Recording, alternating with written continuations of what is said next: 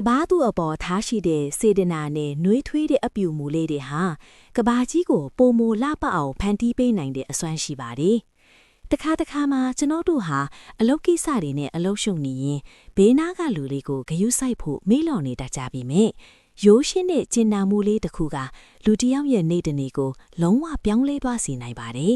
။ဖေဖော်ဝါရီ18ရက်ကိုတော့အကြောင်းမဲ့ကျင်နာမှုပြသခြင်းနေ့အဖြစ်ကဘာတဝန်းမှာကျင်းပကြပါတယ်။ဒီနေ့ရဲ့ရည်ရွယ်ချက်ကတော့ဘာအချိုးချိုးစီးမမျှော်လင့်ပဲသူစိမ်းတယောက်ကိုပြုံးပြတာတစုံတဦးအထက်တကားဖွင့်ပေးတာဒါမှမဟုတ်အခက်ခဲရှိသူကိုကူညီတာမျိုးစားတဲ့တီးငယ်ပြီးမြင်အထိပ္ပယ်ရှိတဲ့အပြုအမူလေးတွေကိုလှုပ်ဆောင်ဖို့တိုက်တွန်းတာဖြစ်ပါလေ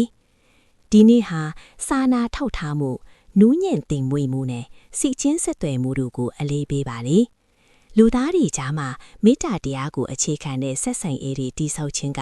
ငြိမ်းချမ်းတဲ့လူအဖွဲ့အစည်းကိုထိပေါ်စေတယ်ဆိုတာကိုသတိရစေပါတယ်